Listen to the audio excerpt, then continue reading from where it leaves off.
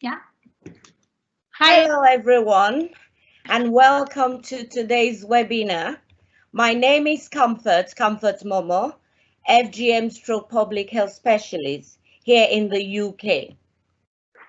With over 35 years experience working with women living with female genital mutilation, working very closely with the professionals as well as the government and the community in order to end FGM. We welcome you all to the second seminar of our webinar, which is entitled Bodily Inscription, Ethical Relativism, Subjectivities, Cultural Context, and the Law. Very exciting topics. I can't wait to hear our speakers. Our first session looked at democracy, populism, and corona pandemic and enduring patriarchal traditions. Paper in today's seminar, foreground concepts of culture, patriarchal encoding, and sexual subjectivities framed by cross-cultural discourse on gender justice, social belonging, and source of transformation. The first presentation reflects on cultural relativism as applied to female genital mutilation and its implications for human rights, as well as on a strengthened trend favoring abandonment of relativism in favor of morality based on principles of justice and fairness. The author of the second presentation holds the views that ethical judgment of differing cultural practices, especially when based on deep understanding of lives, custom, and tradition, are indicative neither of ethnocentrism nor of intolerance. Wow. As intersection analysis of the use of law as a tool of patriarchal power becomes the focus of the third presentation, its masculine lens considered failing a more gender-sensitive justice. This is followed by a cross-cultural analysis of high-income and low-income country contexts for strategies of preventing and prosecuting of female genital mutilation through adoption of national legislation. The imperative for greater understanding of success, of failure, and trend in domestic jurisprudence when it comes to prosecution and child protection agencies necessitates so the author in-depth analysis of case-by-case study enhancing this argument. Our fifth presenter considers UK strategies for proactive community engagement, asking how such an approach can improve understanding of female genital mutilation and related issues, allowing for nuanced context specific intervention, which we'll be listening to in a minute. The conclusion paper returned to the source of dispute, conflicting views of grown versus individuals' right, and come down to controversial in favor of the latter. Right, just a few house rules before we commence or before we proceed. Unfortunately, Teams does not allow interaction with attendees, hence no live debate, unfortunately. This is a big issue for us. However, as the moderator, after the first two speakers, I will give the floor to Maria to share question posted in the compose box. So please post your question. That is, we will take one question after Farnoosh's session, and question 2 after Isabel, and the last question after Lauren. So please post your question in the box. So after the third question, we will then give floor to Louisa to respond and summarize the session. And then we will have Maria back to do the closing up remark. Please, just to reassure you, we're now working on a YouTube avenue so that those who missed the first session, and even for those who can be with us today, can easily go back and look at the YouTube. So please keep up your allocation. Speakers, please keep to your allocated time, because we've got so many speakers today and we've got so much interactive information for you. Please keep up to the time. I would like to introduce our first speaker, which is Nick Hadikwa Mwaluko, but unfortunately he's not here with us. But Toby, I give the floor to you. Thank you. Thank you very much.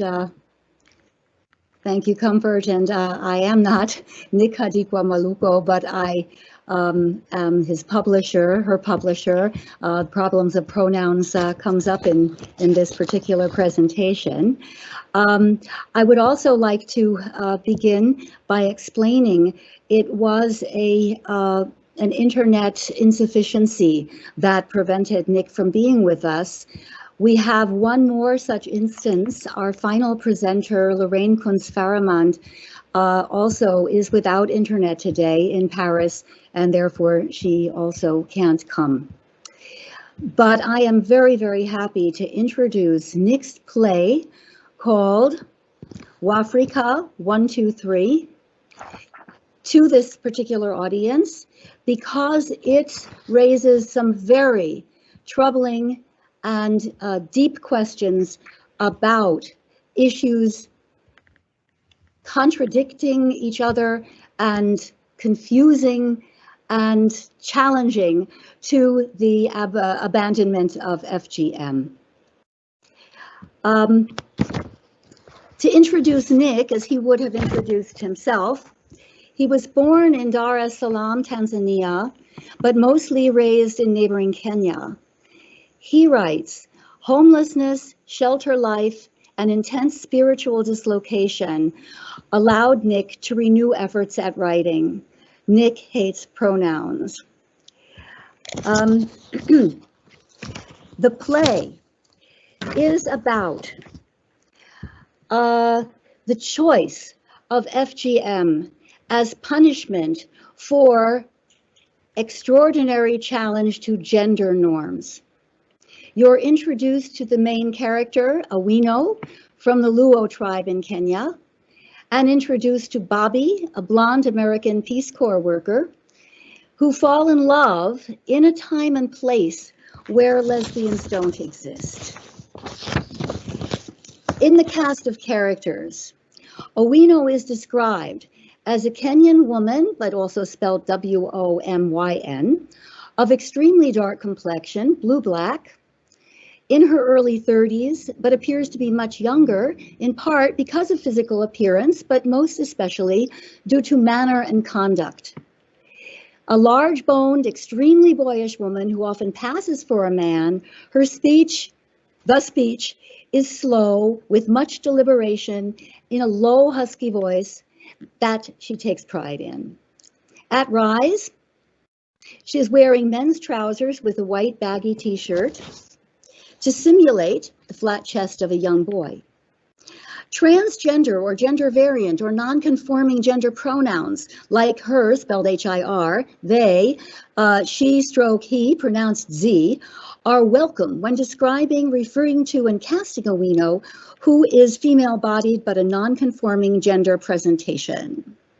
And we are going to see Awino in a scene preceding the horror of punishment for violating gender boundaries in which Owino is circumcised by force. The scene we will see shows Owino and Bobby terrified by the outraged mob threatening their existence. Taylor, could you put on the video, please?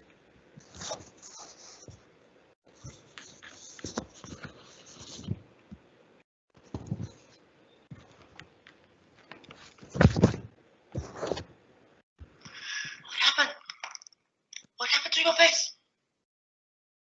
Be careful. Did they hurt you? What did your father say?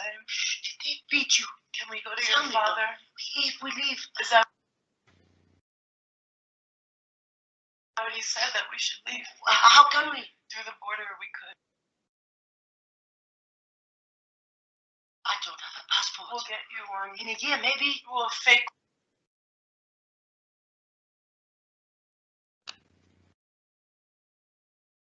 one. We'll pay a bribe. Doesn't matter. How? They won't give me a passport. Oh, I'm so sorry for this. Let me restart it.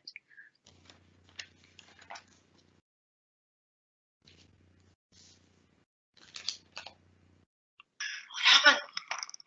What happened to your face? Be careful. Did they hurt you? What did your father say? Did they beat you? Can we go to your father?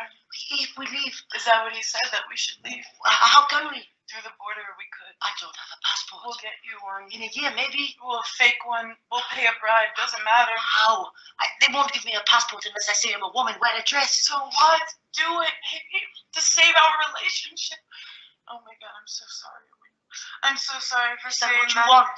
No, tell me, buddy. I just want us to be together, baby. I don't care where. I don't know what to do. I don't know. What did your father say? Why won't you tell me what happened? Why won't you tell me what your father said? How did you get these bruises on you? Don't you want to go back to the States? No. Go back to New York. What are you talking about? Back to Miko. What the fuck? You need to leave. Are you pushing me away? Where are you going? I'll be back. I've gone too far. I've taken you too far, Bobby. I put you in danger. Those bruises all over your beautiful face, the blood all over your dress, and you won't even tell me what happened so I can protect you. Because the truth is, there is no way to protect you. I know you, Bobby. I know that no matter how hard I push you away, you won't stop, even if that means death, and I cannot let that happen to you. I can't let you sacrifice. That's not love. To me. I am.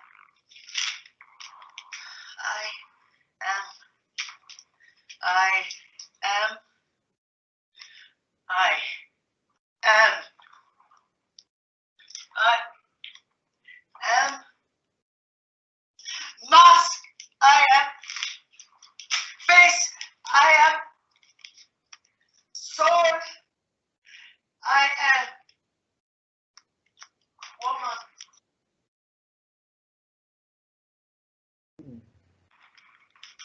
I am. Finish.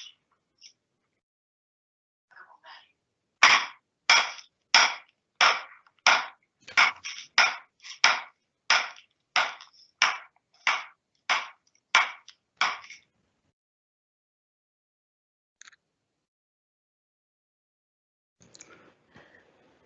The clip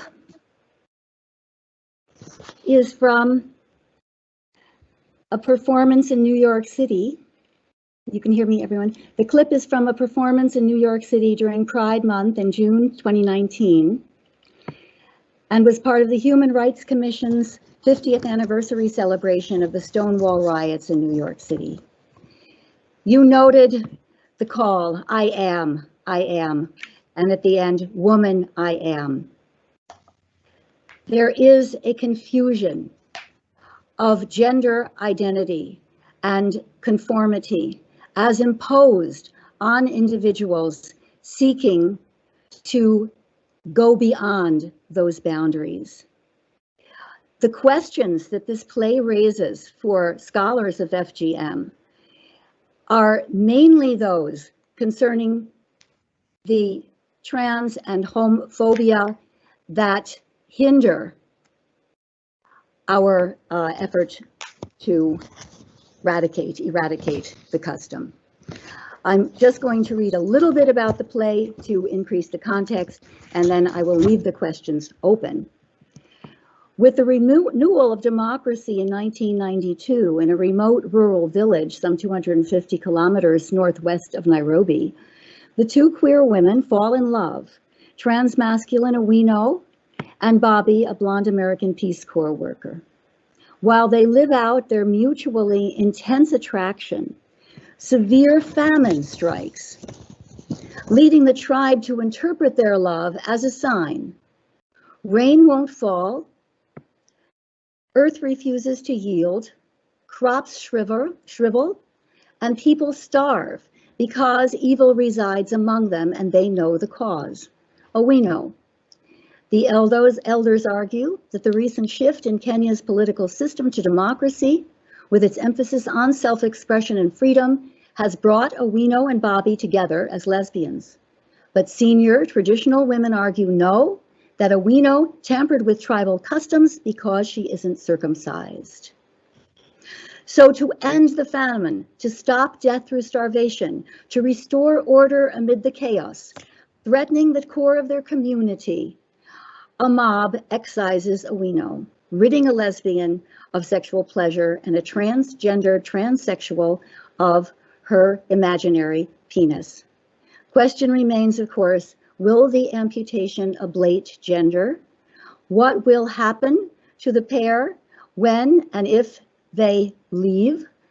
These questions remain, and in its guise as punishment for transgression, FGM aims to reset a perceived lost equilibrium, making everything return to normality, populated by, quote, real women, rather than a woman who wants to be a man. That seems to be the essential threat. So, to conclude, concerning the hydra-headed issue of genital ablation, gender identity understood exclusively as binary remains an under-researched impediment to abolition. This brief introduction to a highly praised work of fiction expands our multiple paths to inquiry. Thank you.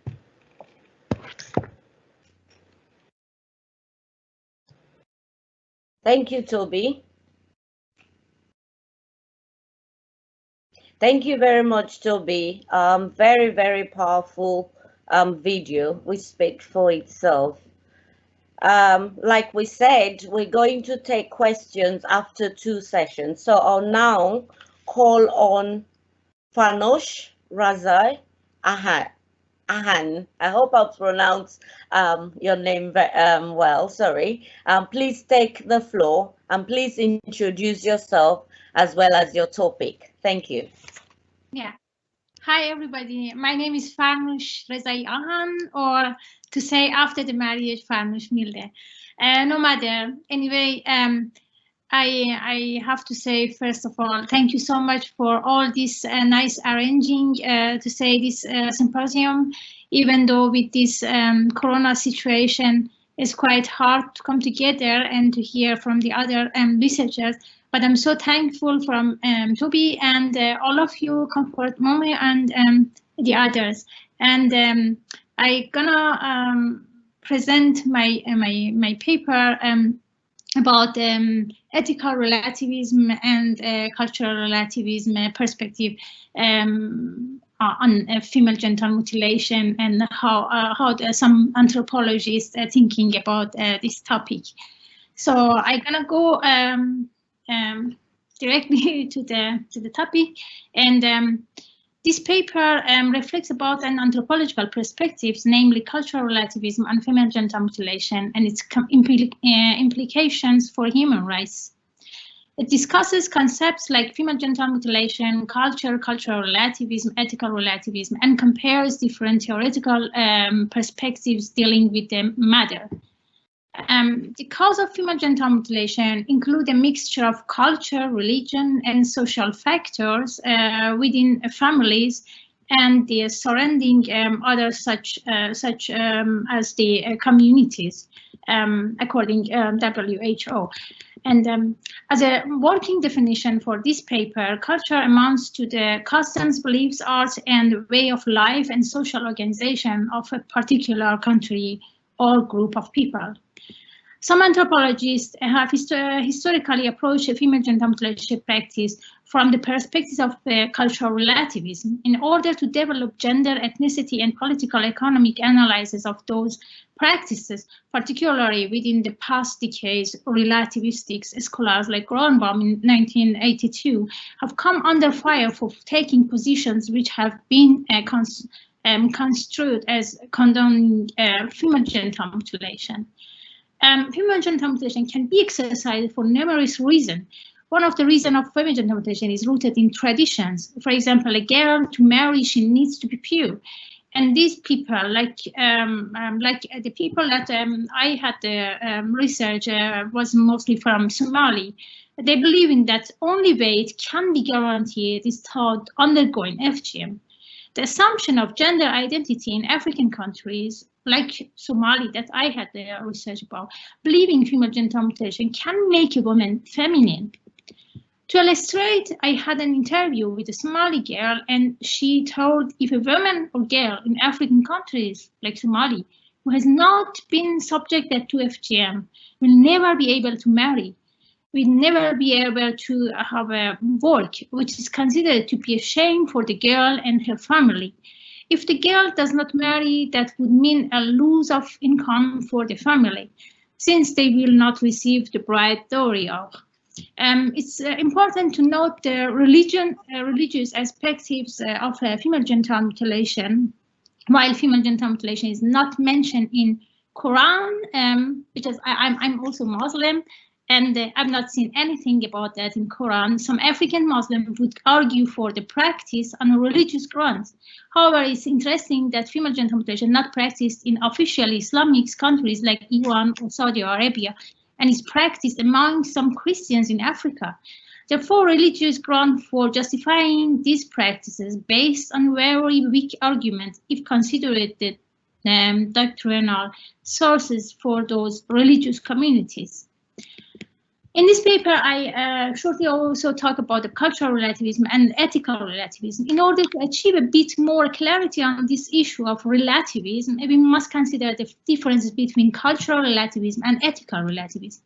According to De Kelly in 1976, opposing ethnocentrism is cultural relativism, the viewpoint that behavior in one culture should not be judged by the standards of another culture. The position also can present problems. At its most extreme, cultural relativism argues that there is no superior international or universal morality, that the moral and ethical rules of all cultures deserve equal respect. In the extreme relativist views, like Nazi in Germany, would it be evaluated and non-judgmental as Athenian Greece? In today's world, human rights advocates challenge many of tenets of cultural relativism. For instance, in Africa and the Middle East have traditions of female genital mutilation. This practice reduced the female sexual pleasure, as all of you knows, and it's believed in some cultures the likelihood of adultery. Such practices have been opposed by human rights advocates, especially women's rights groups, feminists, and so on. The idea is that the tradition infringes on the basic human rights, disposition over one's body and one's sexuality. Cultural relativism is an observation that, as a matter of fact, different cultures have different practices, standards, and values. Some would argue that the problems with relativism can be solved by distinguishing between methodological and moral relativism. In anthropology, cultural relativism is not a moral position, but a methodological one. Cultural relativism states, to understand another culture fully, you must try to see how people in the culture see things. What motivates them? What are they thinking when they do those things? And why? Such an approach does not preclude making moral judgments or taking action. When faced with Nazi atrocities, a methodological relativist would have a moral obligation to stop doing anthropology and take action to intervene. In the case of female genital mutilation, one only can understand the motivations for the practice by looking at the situation from the point of view of those who engage in it. Having done this, one then faces the moral question of view of those who engage in it. One then face the moral question of whether to intervene and to stop it. We should recognize as well that different people and group living in the same society, for example, women and men, old or young people, or the more and less powerful can have wildly different views about what is proper, necessary, and moral. But the other side, the idea of human rights invoke a realm of justice and morality beyond and superior to the law and customs of particular countries, cultures, and religions. Human rights include the rights to speak freely, to hold religious beliefs without persecution, and not be murdered, injured, or enslaved or imprisoned without charge. Such rights are seen as inalienable, to say nation cannot breach or terminate them, and also international means larger than and superior to individual nation and cultures. For United Nations documents describe nearly all the human rights that have been internationally recognized. What we need to notice about ethical relativism is contrast cultural relativism, is that ethical relativism makes a much stronger and more controversial claim. Ethical relativism is the view that all ethical standards are relative to the degree that there are no permanent, universal, objective values or standards. But ethical relativism thought cannot be justified by simply comparing different cultures and noticing the differences between them. The ethical relativist claims goes beyond observations and predicts that all ethical standards, even the ones we have not yet observed, will always be relative. Some anthropologists and researchers as opponents of the circumcised women point to unnecessary health risk and set the right to health as one of the fundamental issues in argumentation. On the other hand, there are some opponents to the legalization that they believe that it complicates the elimination of phenomenon. Female genital mutilation practice is moral and ethically wrong for being risk to health, but I don't expect people from other cultural contents to do the same. Some habits, for instance, cosmetic plastic surgery in European countries could be seen as immoral by some other societies as well. Grönbaum also explained that female sexuality is neither destroyed nor unaffected by female genital cutting in, and also demonstrate that religion is cited as one of the most important reasons for female genital mutilation, and it's common in Africa. She was very successful in showing that a number of factors like religion, rituals, marriage, economic development, and sexuality explain that prevalence of female genital mutilation. Some are directly related to gender, while others are not. And Grönbaum and Daniel Gordon offer two anthropological perspectives on the practice of female genital mutilation. Grönbaum explores a patriarchy ritual and marriage as conditions for practice, and Gordon examines these procedures in a cultural context. The researchers provide an understanding for the duration of practice and prevalence of female genital mutilation. Grönbaum testified that there is a correlation between female genital cutting and patriarchy, although it doesn't offer a sufficient causal explanation for the enduring prevalence of the act necessary condition for the perpetuation of this practice are the social and economic subordination women and children adhere to in patriarchal societies. And I'm going to make it short, my conclusion. I know I'm not have not too much time, but in conclusion, I think the ethical relativism is the view that what's right and wrong can only be determined or justified relative to the standards of the individual, group, or culture in question. Female genital mutilation is not wrong for African people because the practice is in accordance with local tradition, while it's regarded as deeply wrong here in European countries or Western countries for being contrary to the Western ideal of gender equality. I think that the female genital mutilation should be understood under cultural relativism, but not under ethical relativism. And as Grönbaum in 2001 argues that human rights came into the picture to safeguard people from government that were violating their rights. However, in some situations like that of female genital cutting, the governments of African countries are not the perpetrator. A particular group violates such rights among the women. Human behaviors and cultural values, however senseless or destructive they may appear from the personal and cultural standpoints of others, may have meaning and fulfill a function for those who practice them. However, culture is not static, but it's constant flux, adapting and deforming. People will change their behavior when they understand the hazard and indignity of harmful practices like female genital cutting, and when giving up meaningful aspects of their culture. I believe that in the debate of female circumcision, feminists tend to stand closer to ethical relativism and unable to respond to cultural relativism. And in my opinion, it's the best if anthropologists should always be observers and recorders, not evaluators of the other people's custom, traditions, and values. It's too complicated. To differentiate between cultural and ethical relativism is a crucial theoretical need for any research dealing with sensitive topics such as female genital mutilation. Yeah. Wow.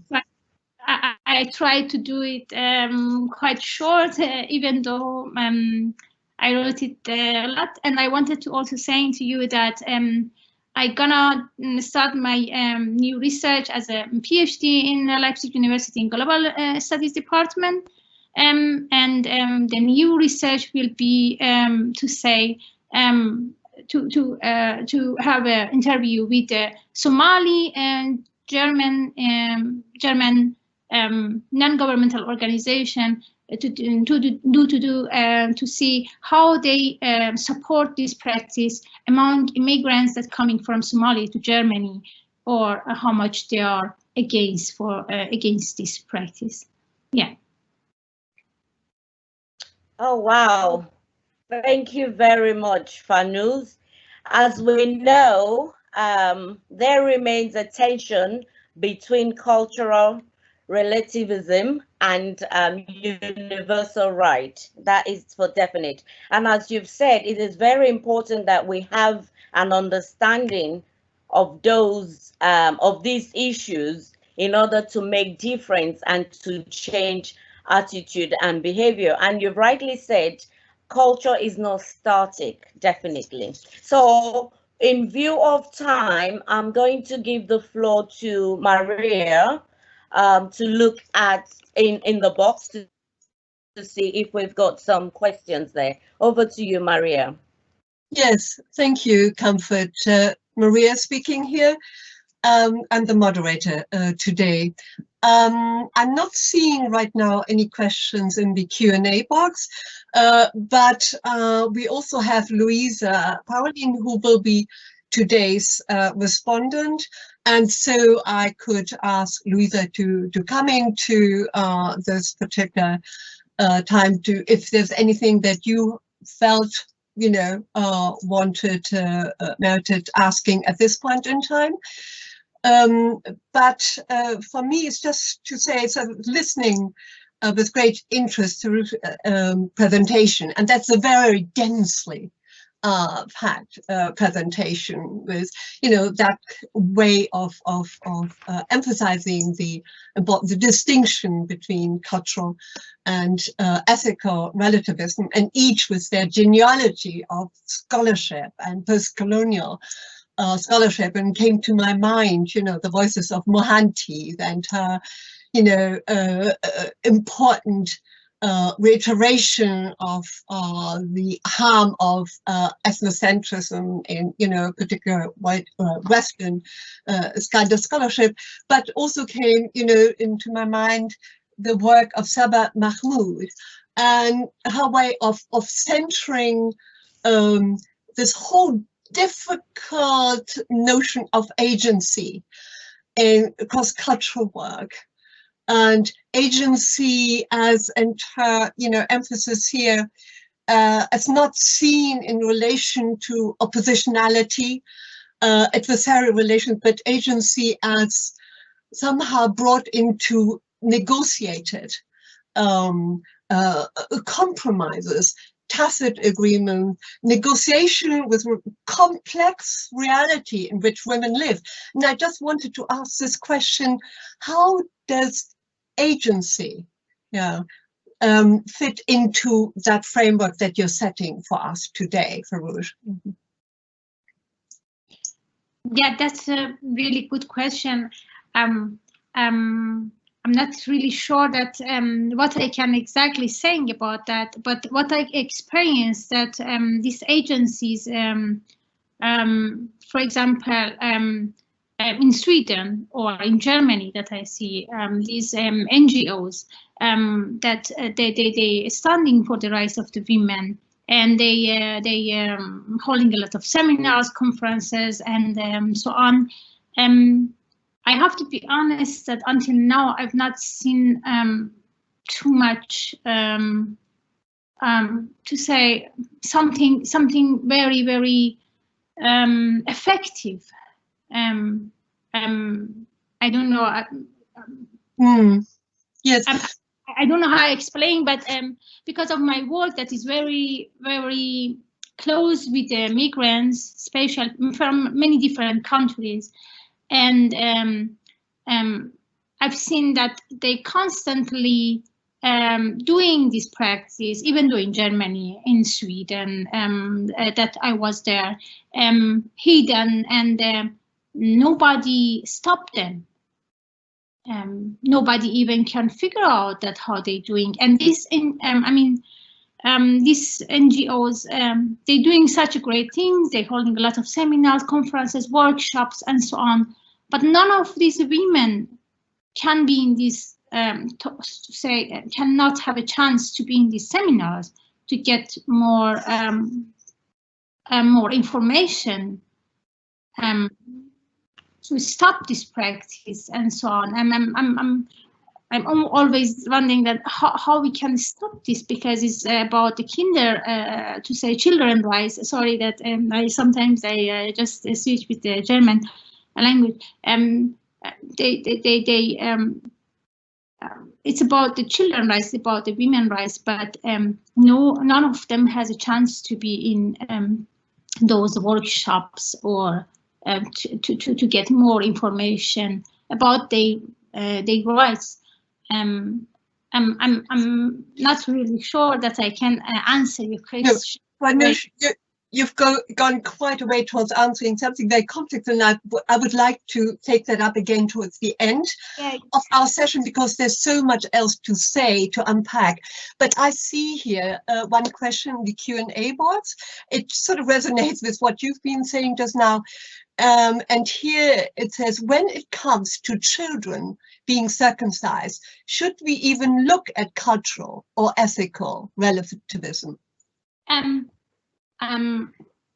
As a person that I study human rights, and my focus was on children's rights.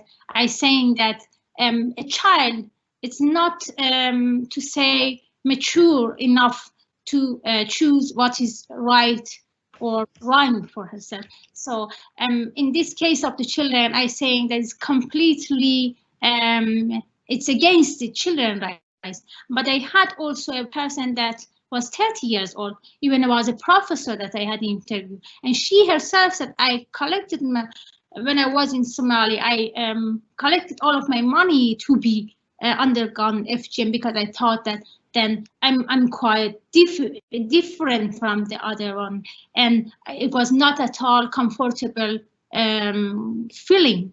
That I can say that okay, the person is enough mature to choose herself that one that be undergone FGM, or like plastic surgeries that nowadays they make it a little bit the vagina in the other shapes, or that or so on. And but about the children's rights, I'm extremely standing for the rights of children, and I say that a child cannot decide for herself or himself to be mutilated. I think this is a very unambiguous answer, and much more to be discussed. But as we now consider the time factor, can I hand over and back to Comfort? Thank you. We shall continue that. Thank you, Comfort. Thank you. Thank you, Maria. Definitely, we shall continue on that during the summary. Now I will introduce Severyna Magill. Please take over and introduce yourself and the topic, please. Thank you.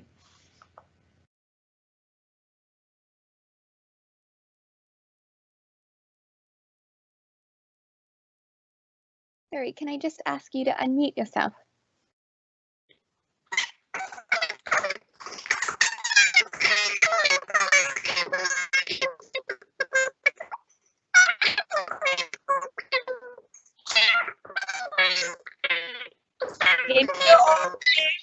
Sorry, there seems to be a problem there.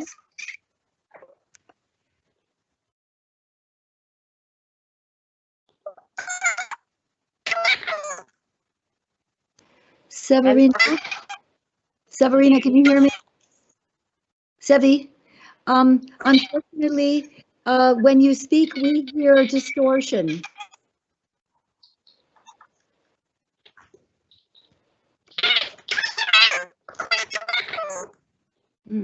Oh dear. Perhaps you could try and problem with the. Perhaps you could try and mute yourself and then unmute yourself, because you were speaking perfectly before. I'm not quite sure where the distortion has come in.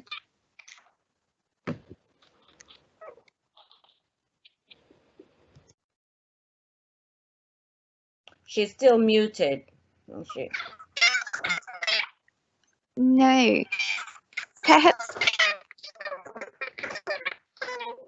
Perhaps I could suggest that we move to the next presenter, and if you have any headphones, maybe you could use them and plug them in and we might have better. I'm so sorry about that. Okay, thank you, Taylor. Can you all hear me? I'm so sorry about that. Taylor will sort that out, hopefully. Can we now call on Isabella Micali Drossos and Paula Komba to do their own presentation, while hopefully we'll be able to get Severyna back later. Thank you.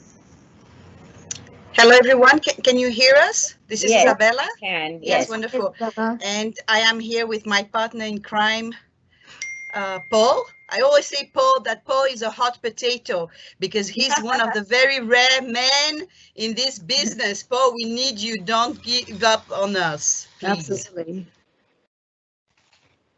All right. So, Paul, the floor is yours, and I'll take over when you're done. Okay, let me first try and offer you a slide on the screen if you can see it.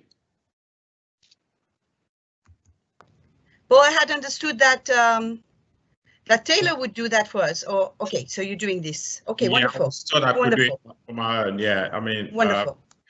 Can you all see the screen? Yes. Yes, we can. Yes. Okay. My name is Paul Komba. I'm a barrister with Middle Temple, and my colleague Isabella is well bound, but she'll get the chance to introduce herself.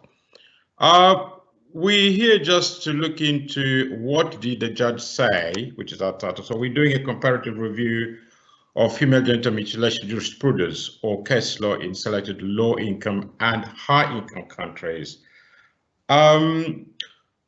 We know that female genital mutilation is a development and human rights issue.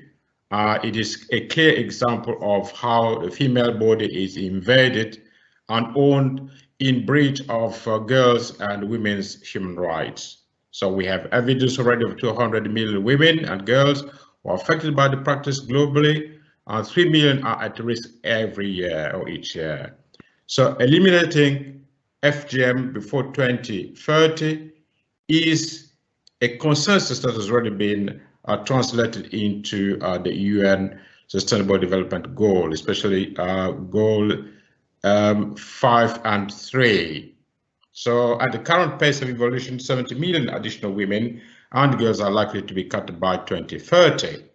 Female genital mutilation may lead to death and poses serious physical and mental health issues for survivors. Now, there is a global trend towards criminalization in many countries, and we know that countries either use general law to punish female genital mutilation, as in the case in France, or they rely on specific legislation, as in Guinea-Bissau and elsewhere, in order to condemn FGM. So now all countries today have a legal framework against FGM, and we also know that some of these provisions are in line with international legal human rights standards. Now,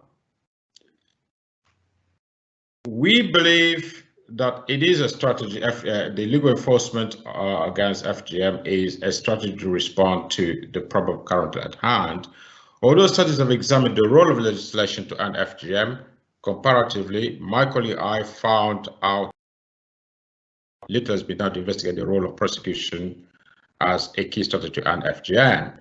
So we suggest that the legal enforcement trend has been increasing over the last 20 years, but case law on FGM is not very well known.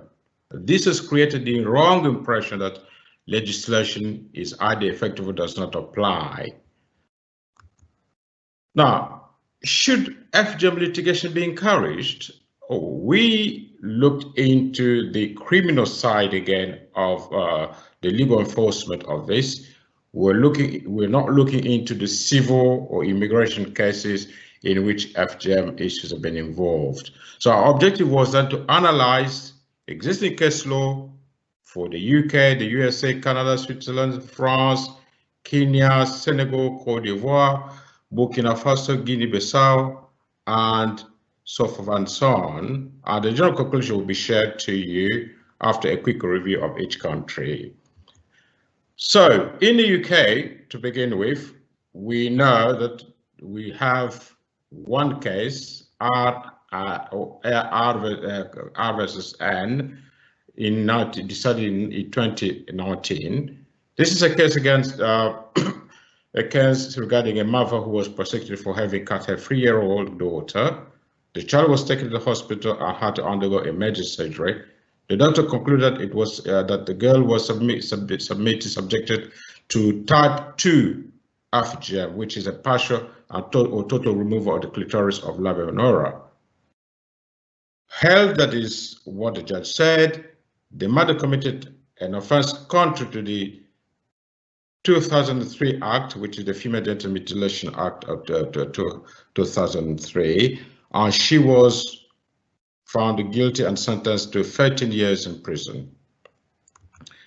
In the United States, we found 2 cases. The first case was a case, first of all, we know that the United States is a federal system where the law is split between the federal government and the state government.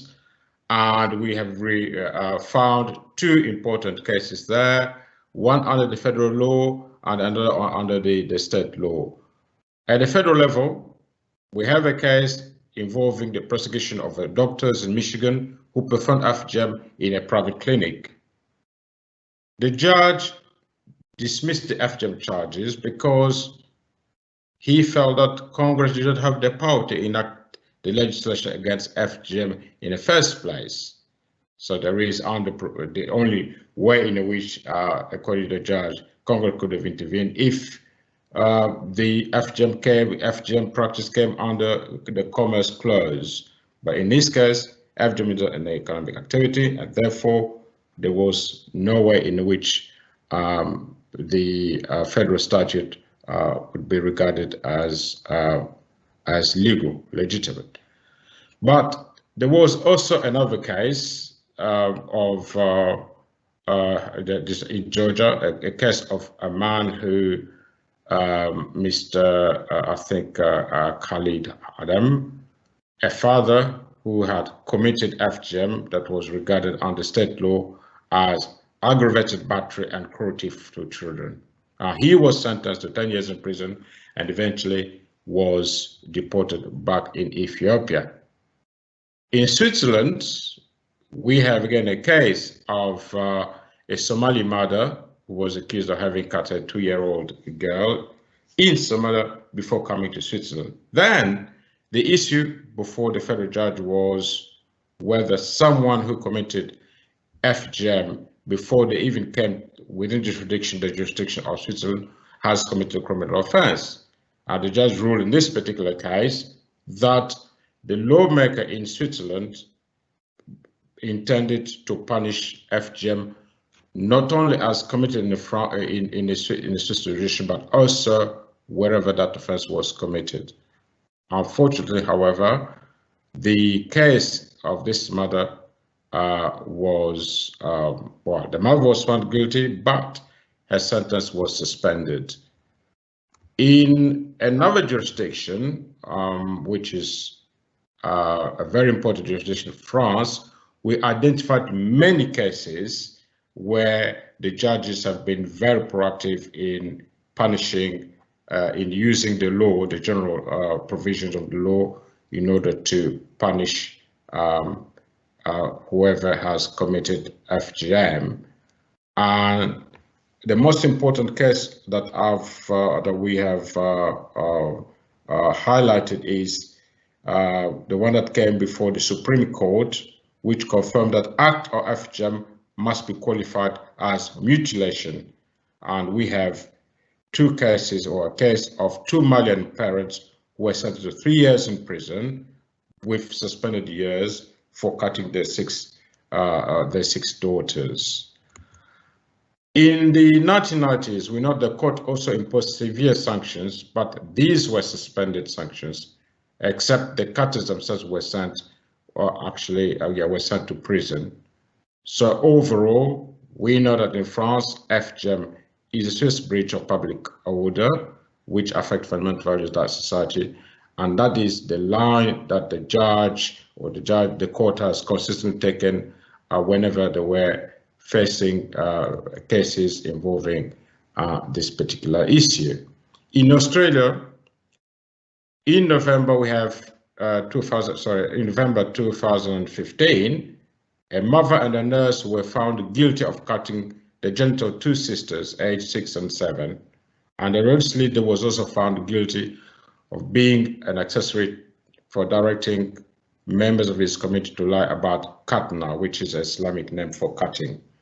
So in August 2018, the New South Wales Court of Criminal Appeals overturned the conviction after new evidence emerged that what actually the victim were alleged to have suffered was not FGM, but they were found intact.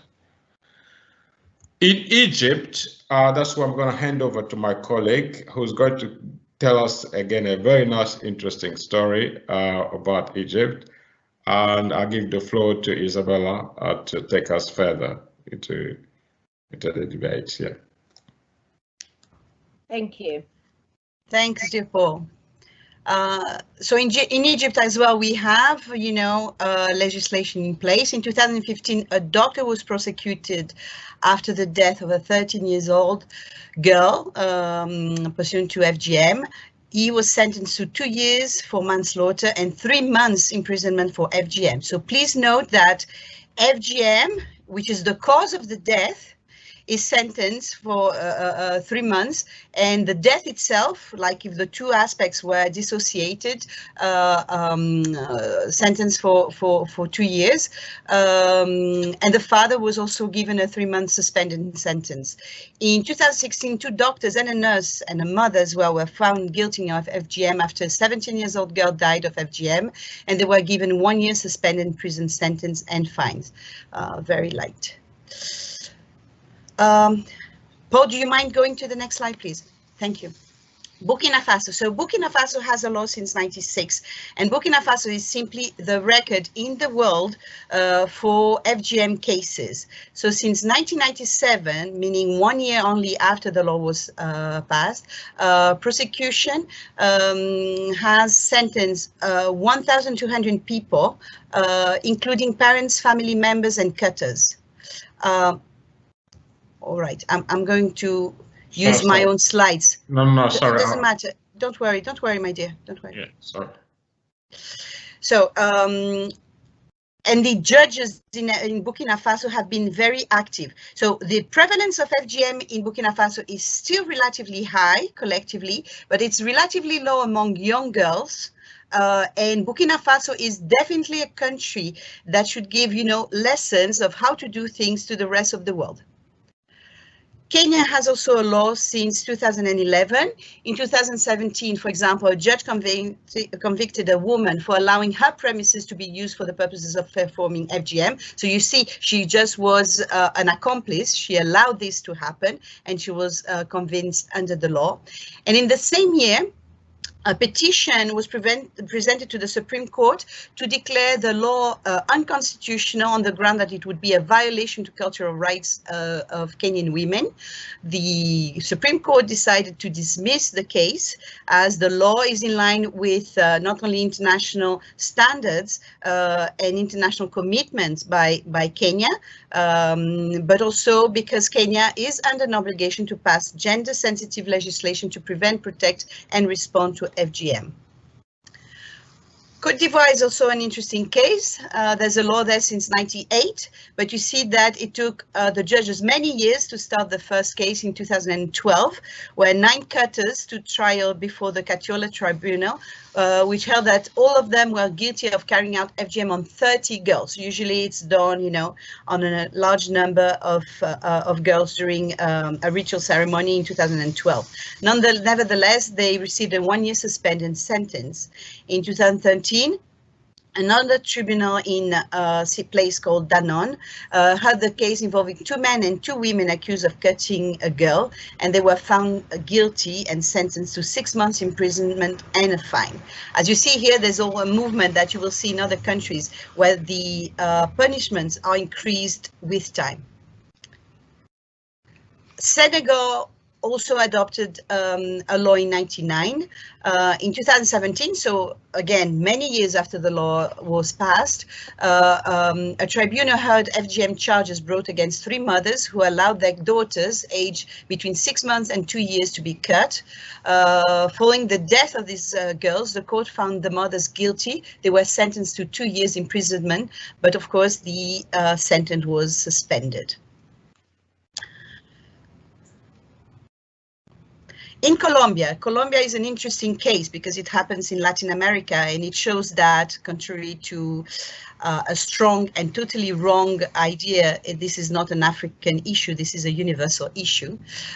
You have a general law, like in France. There's no specific law on FGM in Colombia, but you have a general law in the criminal code. And in 2008, there was a case following the death of 3 newborn girls who died in hospital. There were twins who were 16 days old, and another little girl was 17 days old. And the court in Pueblo Rico, Risaralda, decided there was no FGM offense because the FGM among the Mbera Chami indigenous people was a cultural practice, and there was no intention to harm the children. Therefore, the judge dismissed the case. In Russia, there are also no specific law, but general criminal law on grievous bodily harm. And in December 2019, a doctor who performed FGM on a 9-year-old stood trial before a court in Magas, Northern Caucasus, for bodily harm. So it's interesting because bodily harm only implies fines and no prison sentence. The child father and stepmother who took the child to this clinic for FGM to be performed were not sued. So the trial was suspended for a while due to COVID, and the determination is pending. But we know that activists are trying to change the charge from bodily harm to grievous bodily harm, so that prison sentence could be issued by the judge. The clinic has not been shut down, but the services related to FGM, you have these services in Indonesia, for example, are no longer available. So for this very long period of time, FGM was offered as a service in that clinic in Russia and probably many other clinics. In India, likewise, there's no specific law, but there's a general articles in the penal code against mutilation and bodily harm. In 2017, there was a public interest litigation initiated before the Supreme Court, in which a lawyer was seeking FGM criminalization despite the existence of relevant provision of the penal code. So that is what is very interesting. You have the general law that could be applied, but still people seek to apply, specific law, right? When in a situation where you have a general law and a specific law, the specific law should be applied in priority. It's called specialia generalibus derogant in good Latin, but you may have a situation like in France and in other countries where you have a general law and you should apply the general law in any case and not request the adoption of a specific law. But still, this was the request put before the court. Right now, it is still being debated, and the Supreme Court referred the case to a 7-judge constitutional bench that will be examining whether FGM is an essential expression of religious rights. So what is at stake here is to find out if FGM, right, is an expression of the freedom of religion.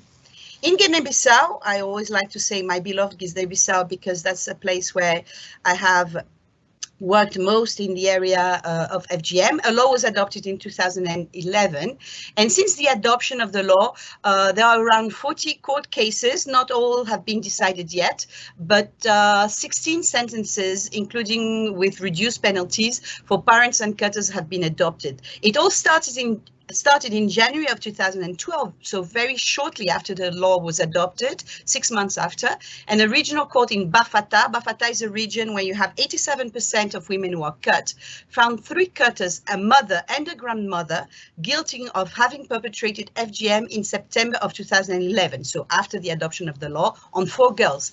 The women claimed ignorance of the law and were sentenced to a symbolic fine and 3 years in prison, suspended, while their ceremonial knives were confiscated. So this is how it started, but we didn't have time to go through all the cases, but now we see that in Guinea-Bissau, the sentences are getting higher and higher. Paul, could you kindly show the pictures? I want to show you how the judiciary in Guinea-Bissau works. So these are their premises. So consider that in the UK and the US together, you have only 2 cases.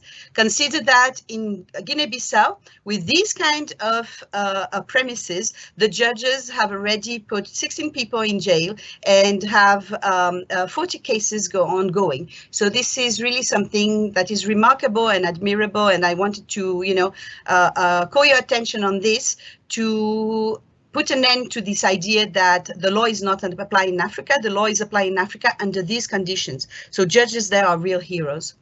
Next slide, please, Paul. So what are our main findings after reviewing this case law? We can say that the cases are very rare, even in high-income country where the population of FGM survivors is high. Consider there's more than 500,000 women cut, and girls and women cut in the US, and 140,000 people cut in the UK. So that is very troubling, right? Why is this happening in those countries where you have, you know, laws in place, you know, a strong judiciary, you know, a big population, many girls at risk, and still you only have one case in each of these countries. The only 3 countries where we can say that there's a significant amount of jurisprudence are Burkina Faso, the world record, more than 600 cases, France, around 30 cases, and Guinea-Bissau, around 40 cases. In all the other countries, we found very few cases. What we can say also is prosecution and conviction affect disproportionately women. Even when men, fathers, other family members and religious leaders are those who demand that FGM be continued or advocate for the maintenance of this crime. So it is troubling to see that at the end of the day, those who go to jail are women who are themselves victims, right? Rather than those who push these women to be cut because they won't get a husband, because this, because that, because they are dirty, or whatever the explanation for this crime are. And I'm a lawyer, so I'm not so I like the law, you know, dura lex sed lex. So I love the law, and I think that the law is useful in a society. That's why I chose this job. Go back, I think I haven't finished that slide, Paul, if you don't mind.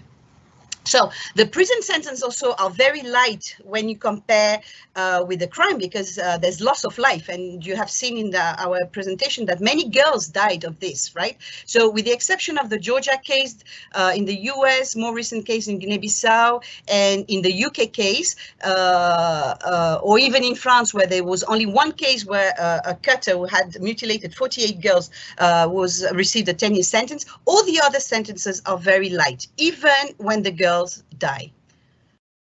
Next slide, please, Paul. So we find that the knowledge of the law is essential, whether it's a special law or a general law, and professional training for judges, lawyers, prosecutors, police officers, women leaders, health professionals, because remember, FGM is a violation of medical ethics code.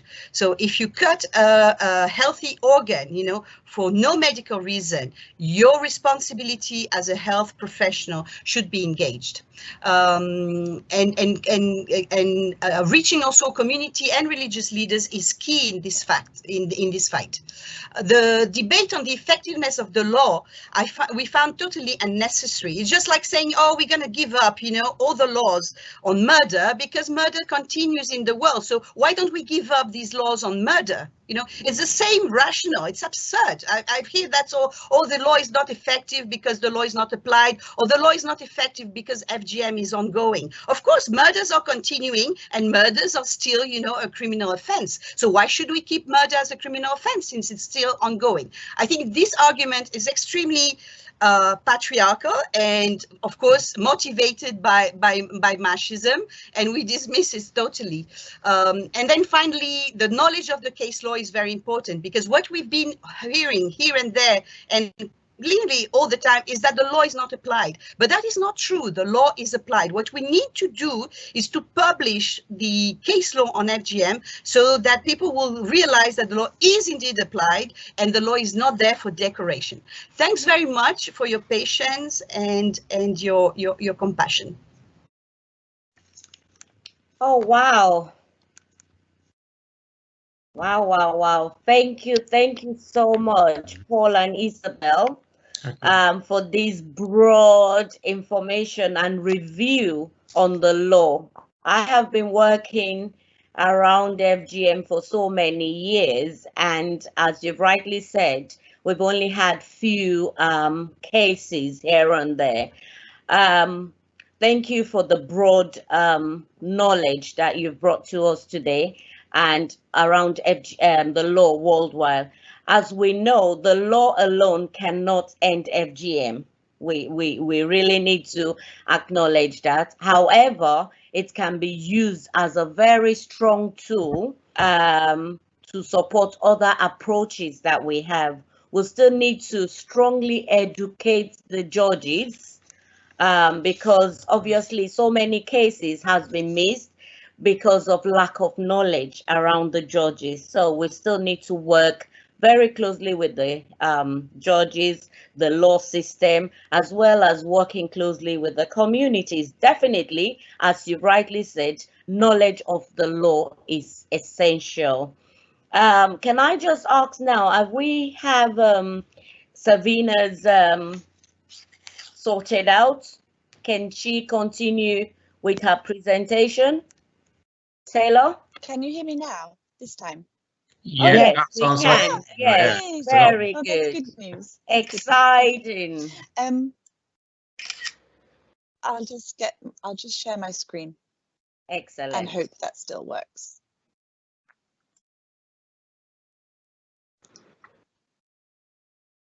Can you hear me now? Yes. Great. Yeah, okay, wonderful. Well, thank you for the fantastic presentation and for stepping in 15 minutes earlier just now.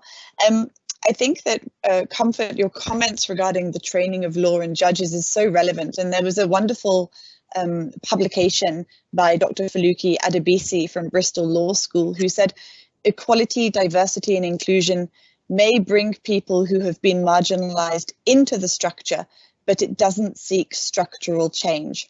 It doesn't seek to understand why people are being cast out of structures. And so she's actually talking about universities, but I think the transformative equality approach is relevant to our conversation today as to that conversation. So my presentation will be looking at law and how law is actually used as a symbol of oppression and how it controls women's bodies consistently. So Tobe, in one of her chapters, cites this wonderful quote of genital cutting is an extreme abuse of human rights. Like slavery, apartheid, it is unacceptable. How can we stop it? By talking about it with angry, unbitten tongues, by never forgetting about it, and by not letting the issue slide back into obscurity now that we have learnt of its pervasiveness and tenacity. So this presentation really takes that as a point of departure, and it looks at how gender discrimination in all of its forms is an abuse of women's rights, and it seeks to demonstrate how law is too often used as a tool of oppression against women. My presentation will seek to briefly argue that it's only by consciously recognizing the extent of the control that law exerts over women's bodies and women's lives that we can be more tenacious and even recognize the necessity of tenacity. So what I'll be doing today is running through 3 cases in some detail, but also as briefly as I can, to try and highlight how law really can seek to marginalize women's voices and exclude them from being rights holders. And that's really the crux of what I'm looking at today. We have this system of law which we think gives us rights and we think gives justice, but in my opinion, all too often that is just not the case for women. So in the case of Joanna Michael, I might actually just go to this slide. Joanna Michael was a young woman living in South Wales in Cardiff, and she had been in an abusive relationship with a man, and that abusive relationship had ended. She no longer lived with him, and she had called the police on several occasions and filed 4 police incident reports regarding the abusive behaviour perpetrated by her ex-boyfriend.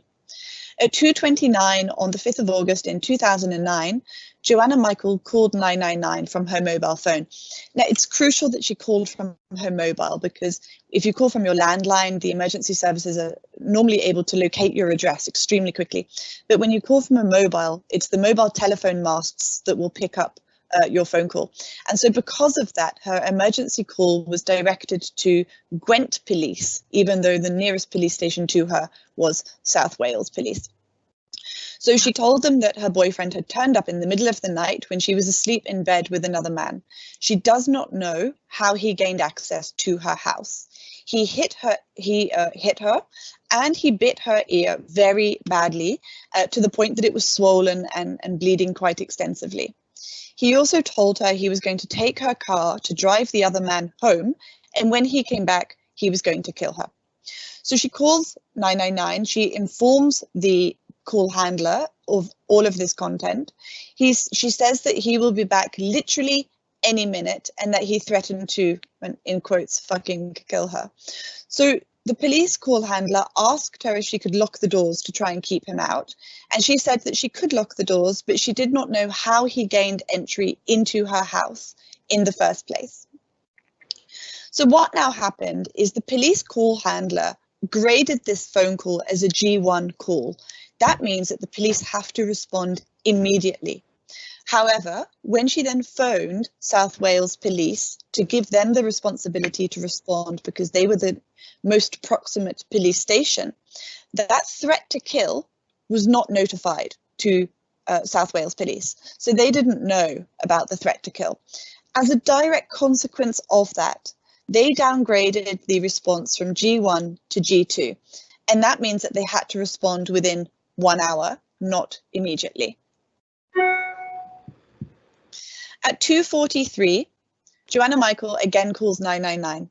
This time again, the call is again received by Gwent Police. She was heard to scream and the line went dead. Again, the transfer was transferred to South Wales Police, who were immediately informed, and they arrived at the scene within 7 to 8 minutes of that phone call. They found that she had been brutally attacked. She had 72 injuries and stab wounds on her body, and she had already lost her life when they arrived. Now, data held by the South Wales Police states that there were 4 incident reports of domestic violence from Joanna Michael against the murderer in this case. They also found that in 2 of those incidents, the risk assessment for a referral to domestic abuse agencies had not been completed, and these risk indications had not been completed. So this is one of the questions that now goes to court. Should the police have prioritized this case, knowing that there was a history of domestic abuse between Joanna Michael and the perpetrator? And did the police owe Joanna Michael a duty of care after they received the 999 call? Now, I won't go into these in too much detail for the sake of time, but the court essentially had to ask, when does this duty of care exist? And when that exists, when does negligence also exist as a consequence of not fulfilling that duty? So one of the questions that the court addressed, and this is the UK Supreme Court in 2015, they said if the police were aware or ought reasonably to have been aware of a threat to the life or physical safety of an identifiable person, would they then owe that person a duty under the law of negligence to take reasonable care for her safety? Alternatively, if a member of the public, so in this case A, Joanna Michael, furnishes a police officer B with apparently credible evidence that a third party whose identity and whereabouts are known, and she presents a specific and imminent threat to her life or physical safety, do the police owe, in this case, Joanna Michael, a duty to take reasonable steps to assess the threat and, if appropriate, take reasonable steps to prevent it being executed?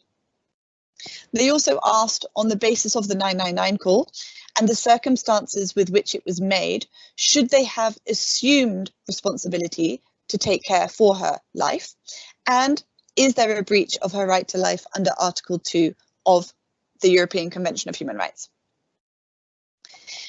Now, at several places in the majority opinion from the UK Supreme Court, there is awareness that there is judicial support for a broader liability principle to emerge, and that there is jurisprudence that the protection of physical life must be prioritized over property.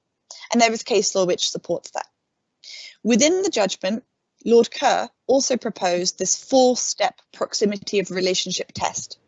And he suggested that a closeness of association between the claimant and the defendant, which can but need not necessarily arise from information communicated to the defendant, that information should convey to the defendant that serious harm is likely to befall the intended victim if urgent action is not taken, that the defendant is a person or agency who might reasonably be expected to provide protection in those circumstances, and whether or not he should be able to provide for the intended victim's protection without unnecessary danger to himself. And so when we're thinking about how can this liability principle be expanded and how could it apply to this case, this was one of the steps or tests proposed by one of the Supreme Court judges. Now, Lord Kerr ended up authoring the more significant dissenting opinion, to which Lady Hale also agreed. Unfortunately, this was not part of the majority judgment. So what the court decided was that if the foundation of a duty of care is the public law duty of the police for the preservation of the Queen's peace, it is hard to see why the duty should be confined to potential victims of a particular kind of breach of peace. So what the majority opinion is really arguing in this case is that the police owe a duty of care to everyone, and they do not owe a duty of care just to potential victims, which in this case are domestic violence victims. The majority opinion goes on to say that it is hard to see why it should be limited, if they're going to expand this duty of care, to particular potential victims. If the police fail through lack of care to catch a criminal before he shoots and injures his intended victim and also a bystander, or if he misses the intended target and hits somebody else, is it right that one should be entitled to compensation but not the other, when the duty of the police is a general duty for the preservation of the Queen's peace? Now, of course, the logical critique of that statement is, well, yes, because if a victim is an intended victim, and if there is knowledge that that is the target of abuse or violence, then it's foreseeable that the police need to provide that person with protection. An unintended target, such as an innocent bystander, there's no foreseeability. And so if you don't have a foreseeability, you can't possibly have accountability to be preventing something you don't know about. But that is not what the majority judgment focuses on. Instead, they focus on the underlying duty of the police being the preservation of the peace owed to members of the public at large. And it does not involve the kind of close or special relationship, or as it's commonly called, proximity or neighbourhood, necessary for the imposition of a private law duty to care. So suddenly, we now see that there is a public law duty to protect the public at large. But if you're looking at the protection of one person, even if there is credible reason to believe that their life is at risk, it becomes a private law duty. And that's just not acceptable.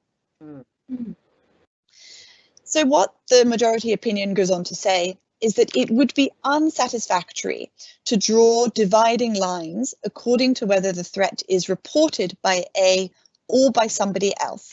For example, in the present case, by the man driven home by Miss Michael's murderer before he returned and killed her, or whether the threat is credible and imminent, or credible but not imminent. And in this case, they're actually referring to UK case law by the name of Hill, where there was a serial rapist and murderer, and the mother of one of his victims took the police to court to say, you didn't act quickly enough. And if you had acted quickly enough to identify, locate and detain this rapist and murderer, you could have saved my daughter's life. But in that case, the UK Supreme Court said, well, we didn't know who he was, and we didn't know that your daughter was a potential victim. And so there is no liability. But that is clearly not the case here, where both the perpetrator and the victim were known. Mm-hmm. And so this concept of credible and imminent risk to life is really what I want to focus on. And so they then question whether the whereabouts of the person making the threat are known or unknown, or whether the threat and violence to A's person or property, or both. So when examining this narrower liability principle that I showed just earlier, and then they also consider Lord Bingham's liability, which proposed in a different dissenting opinion, the majority judgment rejects both of these. And it says, Lord Kerr's liability principle is extremely similar to Lord Bingham's principle, but that was rejected by the House of Lords. And because it was rejected by the House of Lords in the past, we don't feel any reason to change that today. So in other words, the Supreme Court is willingly being held back in time and being held to an old decision, which may not be appropriate to the circumstances or facts in this case. And so this is not a neutral decision. This is an active choice of whether to protect women who experience domestic violence or not.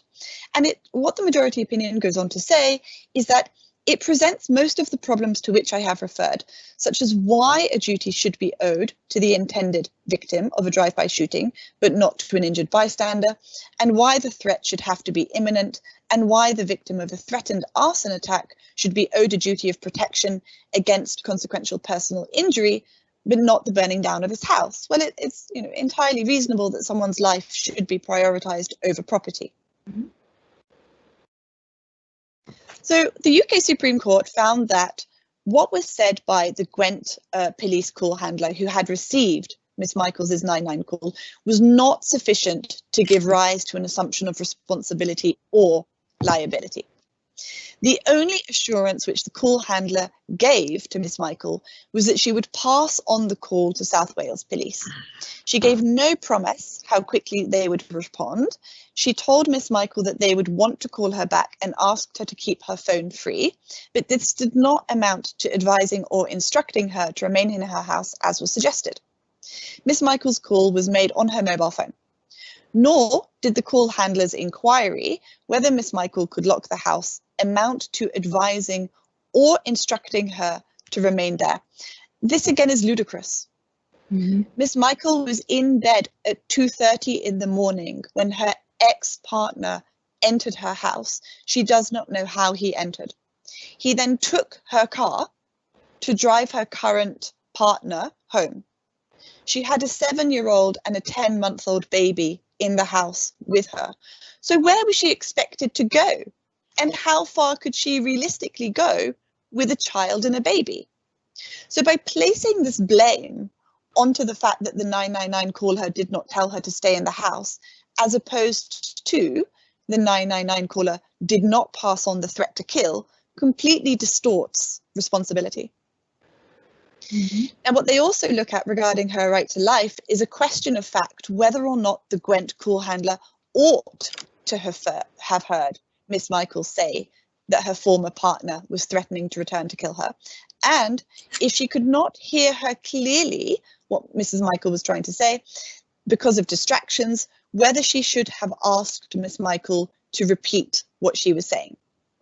Now, Lord Panic argued that even if she should have heard those words, it would not amount to being enough for the court to conclude that there was a real and immediate threat to her life. And they label this as a question of fact.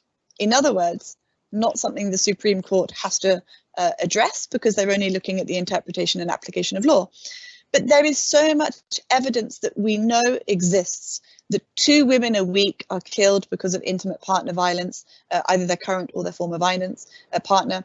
We know that there are identifiable risk factors that would indicate a significantly increased risk of homicide.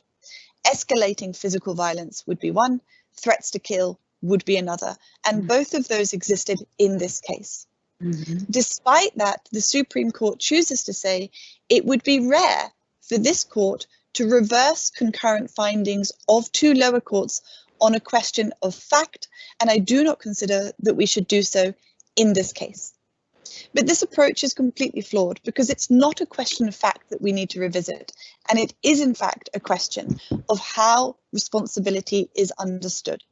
Because quite clearly, what happened in this case is the police have not trained their call handlers to listen out for threats to kill in domestic abuse situations, and they are not running or do not appear to be running checks within the existing police database to see if there are any history or any recently reported incidents of domestic violence which would perhaps support recognition of a heightened risk to life.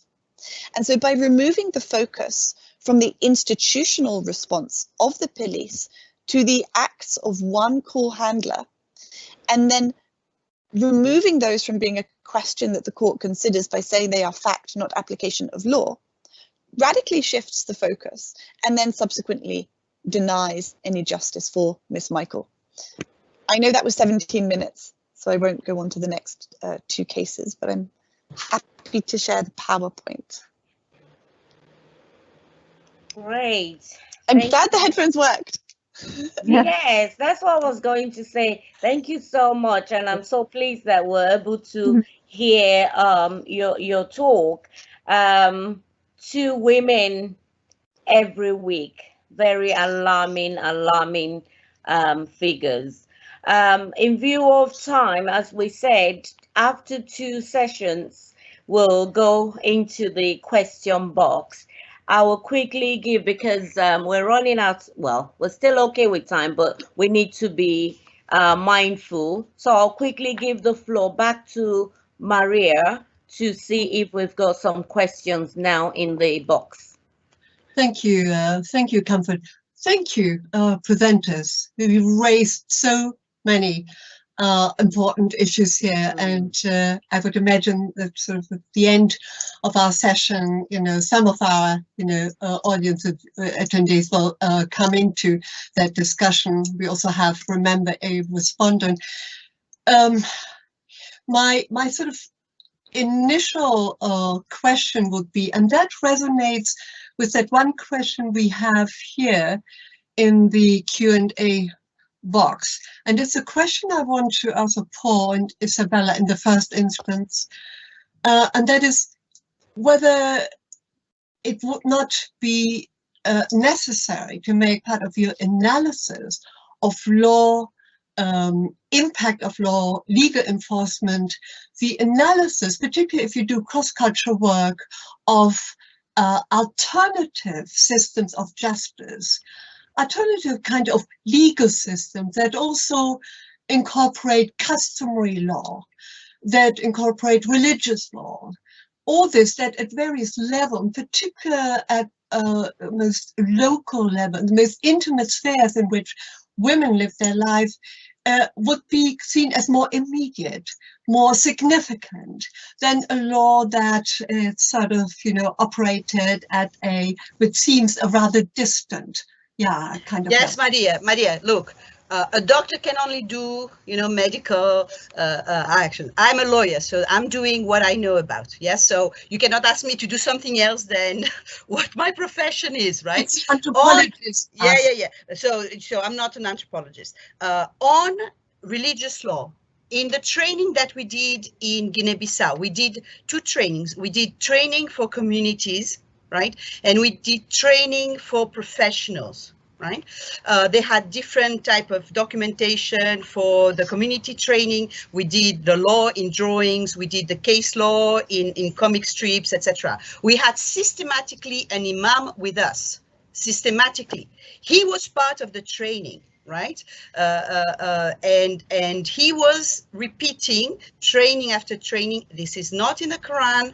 This is not a Muslim practice. This is inherited from, ancient Egypt, right? Because it is thought that FGM is inherited from ancient Egypt, but in Colombia, ancient Egypt has nothing to do with the business, right? So we can say it's inherited from ancient Egypt in Africa, in the Middle East, and in some places in Asia, right? Because it was associated with Islam. But we have that man there, and then we had a lot of radio training and spots on the radio, on the local radio, where this imam was systematically invited. Right, so we do that in connection with other type of leaders that also have to pass on a message that not only is this illegal under national law, but it is also illegal under Islamic law.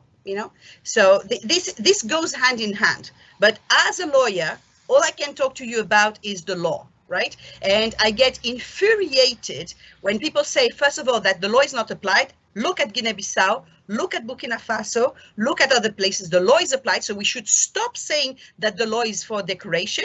Or if we say that, then we should get rid also of laws against murder, because murder continues in the world. So why should we not get rid of laws against murder? You know, it's the very fact that we say that we should get rid of laws and that laws against FGM are inefficient, you know, not useful, not this, not that, and then we still keep laws on murder. So what does it show about our discourse? It shows that we ourselves are the voice of patriarchy. We convey messages, patriarchal messages. I'm not saying that the law is the bullet or is the magic a solution for everything. I say that the law, as other things together, you know, as a conjunction, and everyone has to do things in their little corners. In Brazil, we say each monkey has a branch. So monkey Isabella is on her branch. I'm on my branch. And other monkeys should be on their branch, fighting in their other specializations and doing what they must do for this to stop, right? I had a Malian father, because I spent, you know, apparently when we spend more than 10,000 hours doing something, we become a specialist, quotation marks, right? So I've spent much more than 10,000 hours, you know, studying, listening to people. So I remember this interview of a Malian father in France. And the man was saying, you know, because of the law in France, I'm not cutting my daughters, but I wish I could cut my daughters. Well, I don't give a damn whether this father doesn't cut his daughters because he's afraid of the law, he thinks it's not good for his daughters, or he has realized that this was, you know, a very serious violation of her rights, of his daughter's rights. I don't care, as long as he doesn't cut his daughters. Mm. The rest, as the French say, je m'en fous. Je m'en fous complètement. Right? So you have to apply the law complètement, je m'en fous complètement. So if you don't cut your daughters because of the law, that's a good step, right? If you don't cut your daughters because you realize it's not good for them, that's even a better step. But the result is the same. Talk about efficiency. So that Malian father will not cut his daughters in France because he knows he will lose his benefits, he may be expelled from the country, he may lose guardianship of his daughters, etc. and so on. So, you know, we should stop saying that the law is inefficient. We should stop saying that the law is there for decoration. We should stop repeating those things that are not good for the cause. It's not good for the cause, you know. And look at how Guinea-Bissau is applying the law. Look at what they have, and they do a very good job. I was going Sorry, to. I get infuriated, as I say, because this is not my passion. This is my obsession. It's my obsession. We cannot tolerate that in the 21st century. Yeah, I realize that. Of law, but to complex realities and how change occurs. Paul, can you please come into that now? Yes. He's a more decent guy than me. I would support my colleague on that one. We are lawyers, but this issue is one that calls for a division of labor. As the moderator said, Comfort, law is not a magic bullet point. There's a division of labor. Lawyers are there to say how far the law is being enforced and what are the results. That's what we managed to bring to the fore here. But there is a place for alternative conflict resolution. But this happens when we're trying to find out how FGM or the prevalent FGM can be reduced, where this is something that has already been done by campaigners involving community leaders in order to see whether they can find alternative rite of passage rather than resorting to. But this is not a task that a lawyer would be asked to do at this stage. So Isabella is right. Our business as lawyers is to say, has the law as enacted by international agreements and national systems, Indeed. that particular law being enforced. But the conflict resolution issue, the alternative mechanism, is something that is already built into different campaigns for the abandonment of FGM altogether. This is not a task that the lawyer should engage. The lawyer is there just to see that or the extent to Absolutely. which being And enforced. both of you have convincingly argued for your expertise, but there's also a time to answer certain questions why there are relatively few prosecutions, and maybe, you know, some other discipline, other approaches, anthropology, ethnography can make a contribution. But let's argue a bit more towards the end of the session, where we have a little bit more time. Yeah. And yes, thank you very much. And can I hand back to Comfort? Great. Thank you, Maria. Thank you, Isabella. Thank you, Paul. Thank you, everybody. I like the debate. Like you said, Maria, we will continue on this towards the end. Well, leading on to the law again, we have two speakers, Olayemi Babajide and Abimbola Babajide, who will continue on the law. Their topic is the law against FGM. Can't scare people away from performing FGM. I'll let them introduce themselves and their topic, but it's a continuation of what we're talking about. Is the law, is the law an effective tool? Is it scaring people away from performing FGM? Do we need to approach, do we need other approaches, which I believe we do need in order to end FGM and in order to give the information to the community? We need to let them know about the legal issues and the law as well. Over to you, the Babajides. Thank you, Comfort. Thank you so much. One moment, please. I just want to share my slide.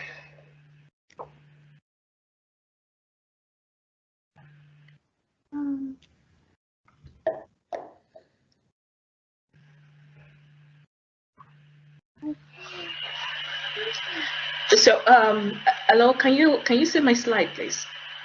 Not yet.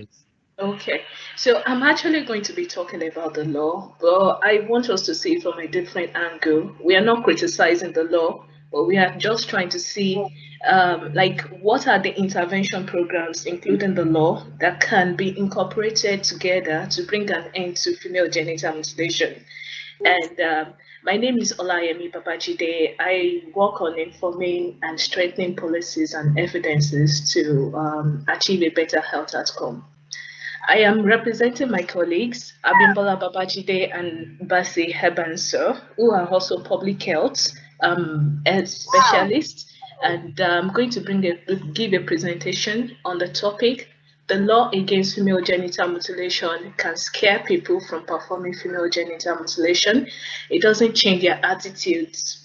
The topic stemmed from a research that was conducted at the University of Leeds in the United Kingdom to understand why female genital mutilation still happens in the country despite the law against female genital mutilation and many prevention programs in the country. The motivation to conduct the research was gotten after a woman in the country was prosecuted for performing female genital mutilation on a 3-year-old daughter. So the objectives of this presentation are to provide reason why female genital mutilation still happens in the country and highlight plausible ways of ending it. Based on this, I will make recommendations on appropriate intervention programs to bring an end to the practice of female genital mutilation in the country.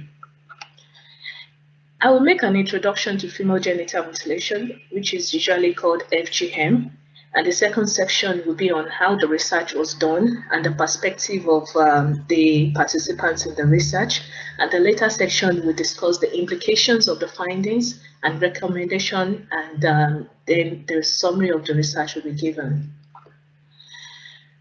Though female genital mutilation can be associated to some countries in Africa and Asia, migrants from female genital mutilation practicing countries practice female genital mutilation in their new country destination.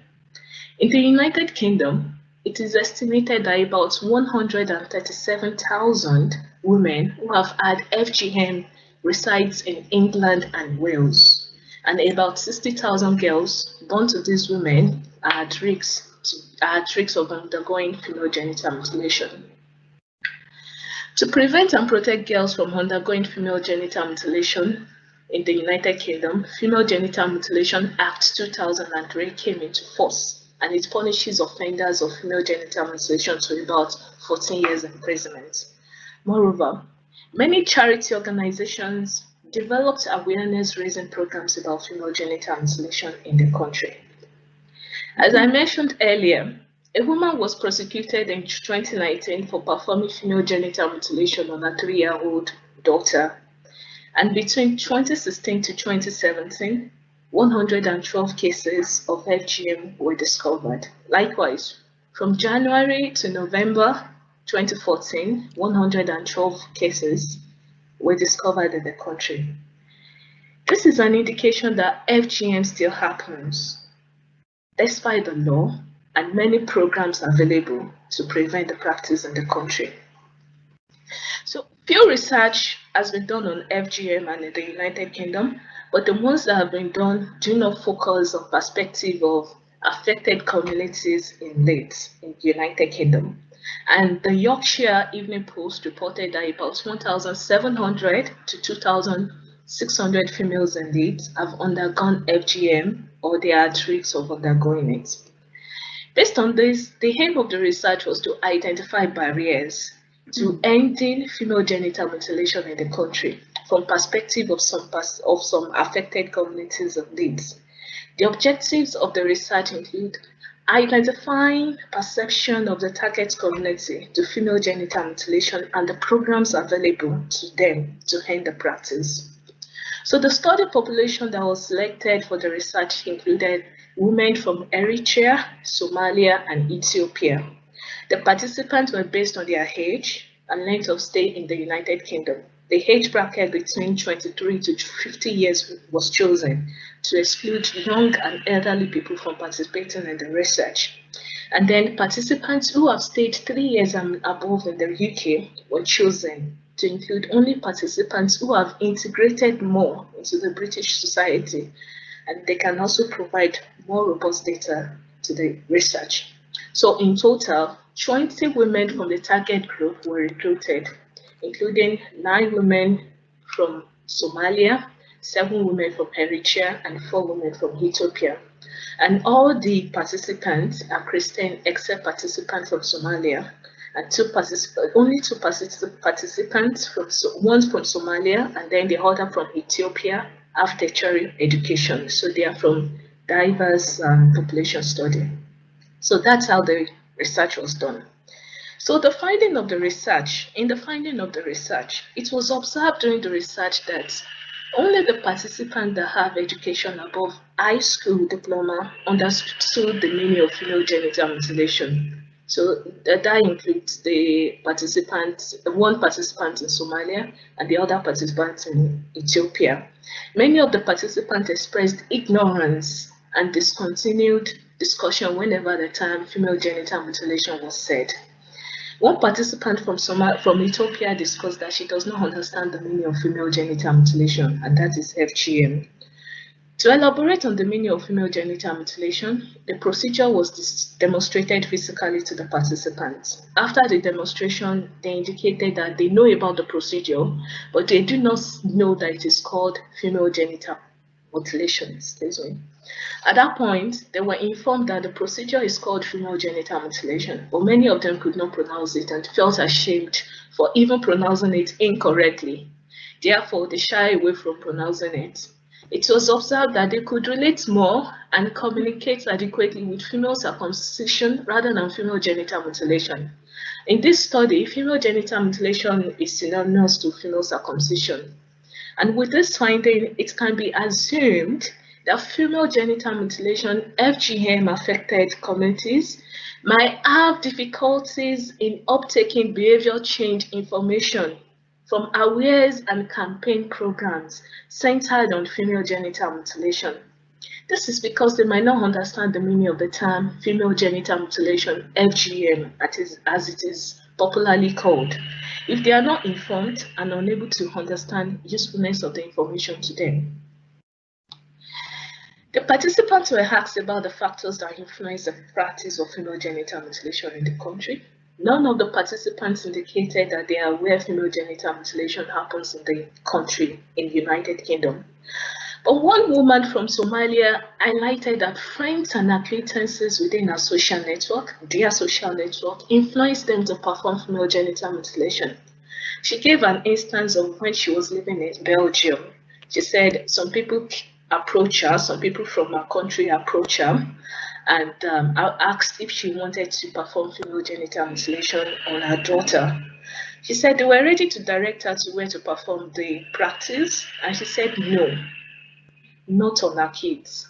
She expressed that her experience of female genital mutilation has strengthened her decision not to perform female genital mutilation on her kids.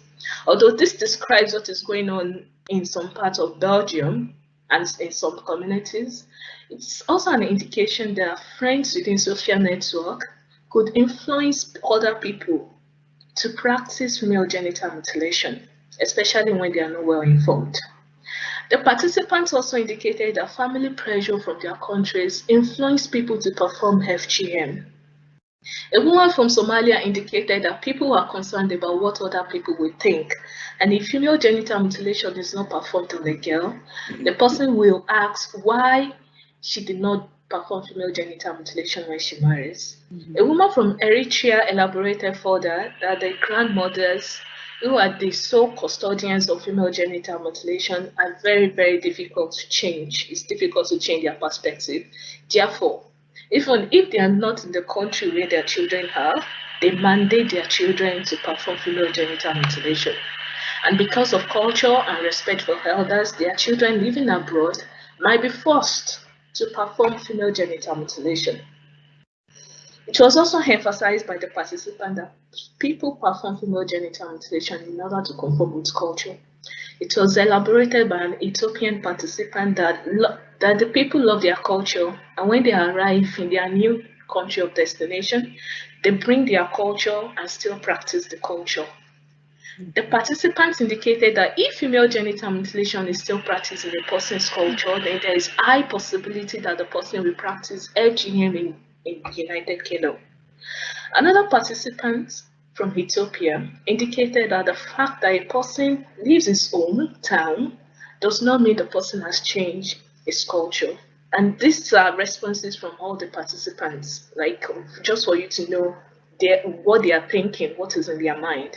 And this implies that the culture is a very strong influence on female genital mutilation. Another factor that influenced FGM that was highlighted by the participants is religion. The participants that practice Islamic religion indicated that their religion does not mandate people to practice FGM. However, some participants that practice Christian religion indicate that both Christian religion and Islamic religion are factors that influence the practice of female genital mutilation.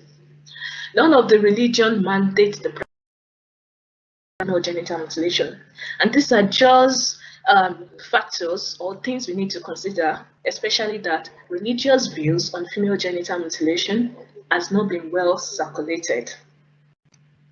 So, the participants were asked about their perspective to FGM. One moment, please. All of the participants indicated that they do not support the practice of female genital mutilation. A woman from Eritrea, she pleaded, like she was very considered, she was very passionate about this and said, people should understand that they should not hold their kids because you feel pain even when the child falls down, not to compare with the pain of female genital mutilation. She said the pain of female genital mutilation is more and stays in the memory of the child forever. Another participant from Somalia said female genital mutilation is a bad idea. This shows that they are not in support of female genital mutilation. And such people that are not in support of female genital mutilation can be used as advocates against female genital mutilation in their social networks. When the participants were asked about their perception to programs to end female genital mutilation, many of them indicated that they are not aware of any programs to end female genital mutilation. A participant from Eritrea, another from Ethiopia indicated that they were informed about female genital mutilation in the hospital when they were pregnant. The medium of providing information on female genital mutilation is good, but it implies that other people within the affected communities who are not pregnant or plan to be pregnant are excluded from getting information on female genital mutilation. So this information, the programs to ending female genital mutilation in the communities might not be widely circulated within the communities. So the participants were asked about their perception on the law on female genital mutilation. Many of the participants indicated that they are not aware about the country's law on female genital mutilation. A woman from Eritrea said emphatically that I don't know about FGM Act. Another from Somalia asked, what does it mean? What is the meaning? I want to know the exact law on female genital mutilation. And this is just an indication within the community, that the law on female genital mutilation is not well circulated. Mm-hmm. And some participants indicated that the law on FGM is good, but it is not enough to stop people from performing female genital mutilation. That is their perception, not mine. And an Ethiopian participant indicated that the people would prefer to perform female genital mutilation in hiding rather than follow the law. A participant from Somalia was expressed that you cannot get rid of something just because you're in a new country and then there's a new law. And someone from Somalia also said, a child who is at risk of undergoing female genital mutilation might prefer not to report to the police. This is because the child might be scared of putting her family members in prison for about 14 years. She indicated that the child would go through the pain just to prevent her family from going to prison. This response signifies that many people at risk of undergoing female genital mutilation might even count more importance to protecting their family members and family values rather than subjecting them to the punishment of the law and reporting incidences or potential incidences of female genital mutilation. The participants were asked how female genital mutilation can end. A common theme that was gotten was there's a need to involve the affected community. Even if it has been in effect before, it needs to be geared up. And someone from Somalia said, speak to the community leaders. And some other people from Eritrea said, if the information about female genital mutilation came from the priest, people will accept it because they respect and believe the priest. Another participant from Somalia indicated that everyone in the community should be involved in the movement. A distant response was gotten from a participant from Somalia, maybe based on her experience. She said, involve the men in the movement. She said, men are the head of the family, and if they are informed about the health effects of female genital mutilation, they can advocate against female genital mutilation in their families.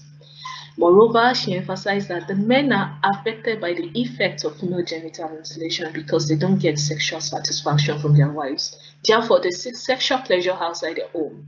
This implies that there's a need to involve the affected communities in these movements and target key leaders in the communities, including the community leaders, religious leaders, and men within the affected communities should be involved.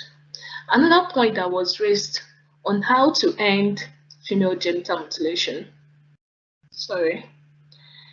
is to provide more information on female genital mutilation to affected communities.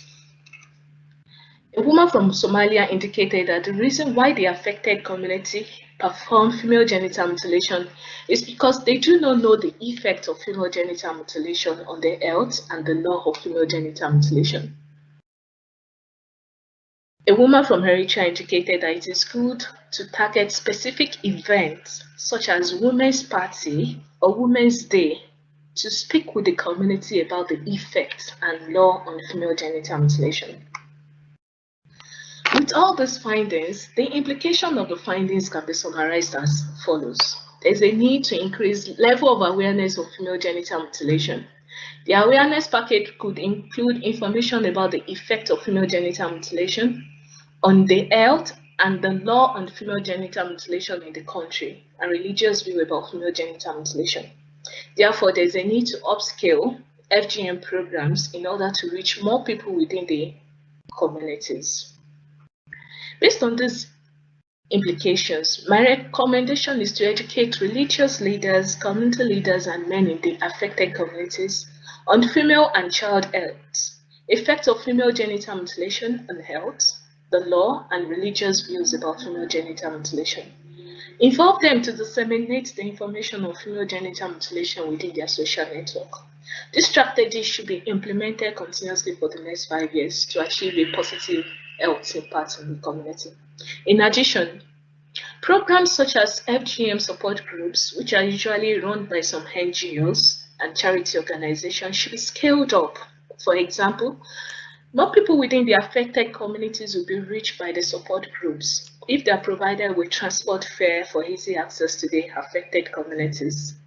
This can be done in collaboration with each council in the country, the support groups, and the affected communities within the next 5 years.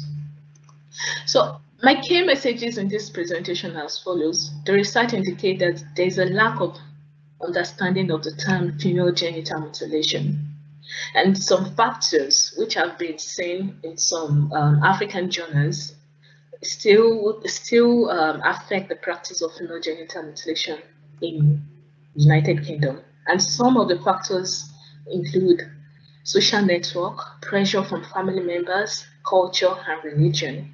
And people are aware about the law on female genital mutilation, but do not know the extent of the law on female genital mutilation.